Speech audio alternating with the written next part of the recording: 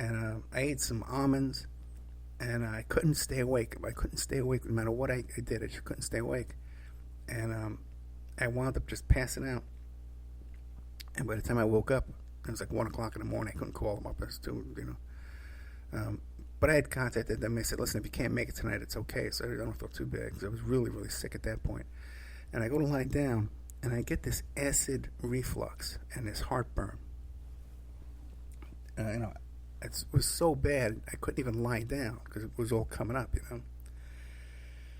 So I got the little pills you take, and Alka-Seltzer, and I got all this stuff. The Mylanta, I got all that stuff. I keep it all the time because it's a common thing with me. But this was worse than ever before. And another thing that was happening is that the inside of my mouth felt all yucky. And if I would nod off a little bit, especially when I was sitting in the chair, if I'd nod off a little bit, the sides of my tongue I'd wake up to a painful throbbing in the sides of my tongue. And, so then finally, the medicine fully kicks in. I'm lying on my left side. I know all this stuff I got to do, but then this tongue thing was really weird. I ate melon that day, too, by the way. I ate melon. It was one of the things that made me sick. The only thing I ate yesterday was some melon and almonds. But my point is this. I wake up the next day, and I says, you know what, man? I don't feel right. I think I got a fever. And I Google symptoms of COVID-19. Acid reflux is one of them. And I Google, and it says the pain in the sides of the tongue is another one of them. So I run out, I get a thermometer, and I got a fever. 99.4. The highest was 99.6. So, and I had already taken some ibuprofen. So I says, the ibuprofen is lowering my temperature. Who knows what my temperature could be? 101 or 100 over 100, which is then, a real serious symptom of the got COVID. So I ran down to try and get tested. Testing places closed because it's New Year's Day. Everybody has to go out drinking the night before on New Year's Day.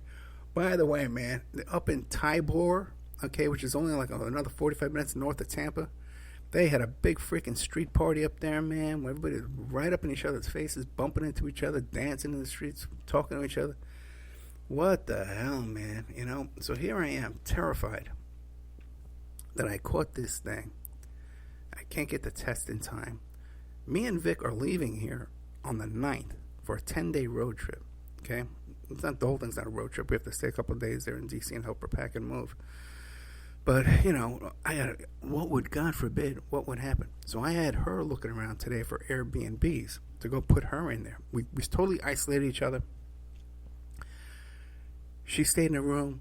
I went out to go get the thermometer and to look for the testing, and I'm checking my temperature every 5 minutes. Well, she cleaned out her whole room, washed all her bedding and stuff like that, disinfected the whole house. I picked up some cans of Lysol and wipes and stuff like that. We disinfected the whole counters.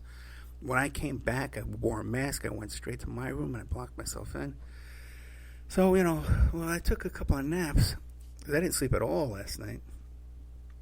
And my fever, now I'm back down. My temperature's back down to normal. Okay?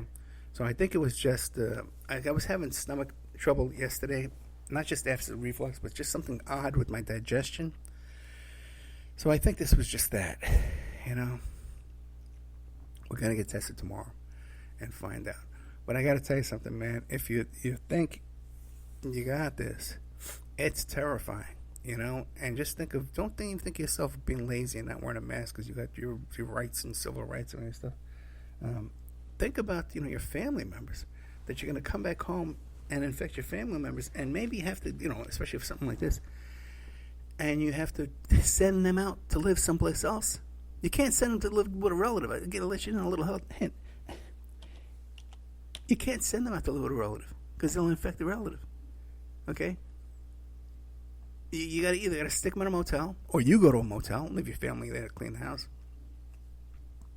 Or what? This is a terrifying, terrifying thing to be involved with, guys. And you should really think twice before you don't social distance. These morons down here in Florida, you just want to smack them in the head. And there was a whole thing too here down at the Villages, which is where all the old retired Trump supporters are, where there aren't enough vaccines for them now. And some of them got the first batch of vaccines, and the second batches aren't going to be back in time. It's a disaster. And one of the doctors down here who runs the local medical clinic gives an interview and starts talking about the number of deaths he's had with his and cases he's diagnosed. And his numbers are way higher alone. Just this one practice is way higher than the website has. So the numbers down here are being all shenanigans. And it's a really scary situation. You don't want to get into this, guys. Now, coming up next, is a really good show. It's Mike King, who's this retired cop. I'm going to be on his show. When I told him after the show, he contacts me, right? And he says, Ed, you should come on my show for 5 minutes. We'll promote this to send traffic over to your show. He's written this book called Deceived, an investigative memoir of the Zion Society cult, which in Utah was about, they rescued 30 little kids, but let me tell you, it sounds like this guy was operating kind of out in the open. Ogden, Utah is not some kind of tiny little town where you can hide. Okay? This, trust me. Anyway, so he wants me to come on as a guest on his show. And I says, I got this great story about the Hunter Biden laptop, and I was the investigator in the Epstein case. And now I forget. Come on for 45 minutes. Come on. Listen to this tape first and then come back on. All right, dude. All right, so coming up next is Deceived, an investigative memoir of the Zion Society cult. It's a kind of a rough show to listen to. Then after that, we have comedian Stacey Pressman, who's running for was running for mayor of New York City on the Libertarian ticket, and she's got an idea about like using the health department grading system to grade restaurants and bars on how well they're maintaining coronavirus protocols, and it's a really good idea. So anyway, that's next. I'll see you guys. A lot of great content coming up on Patreon tomorrow, because I'm also going to put up a whole bunch of those shows that are ad-free. So a good way to support me right now is Patreon. You get this show for $3 a month ad-free. $5 a month you get those old archive shows and stuff, special archive shows, and then you got the new content I put up every month, every week. Now, I know I missed a little bit last week. Last week we had Christmas and stuff like that. I couldn't even do the Christmas night show. I was just too tired. But I got a big trip coming up, I got to get Vic up there. I got to get back here. Got to pack. Got to move to the new place. I'm not even confirmed to the new place yet. So, if you can donate or something like that, or you want to help out by coming to Patreon, you can always help by sharing and retweeting. Oh, man, I just screwed up the... Oh, no. I can stop playing it. No, I can't. Let me see. My keyboard... Okay, we're fine.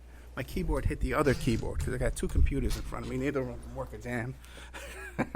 Okay? But anyway, if you want to support, there's a couple of donate buttons we got on the operaReport.com. But a good way to support is Patreon, because you get new content. You get extra content. And you can pay a year in advance, too, because we got a ton of expenses coming up. Okay, thank you so much. Happy New Year. Merry Christmas. And please, guys, make sure you social distance and you wash your hands and stuff, man, and wear that mask, because it's terrifying if you think you got this. And it's terrifying for your family.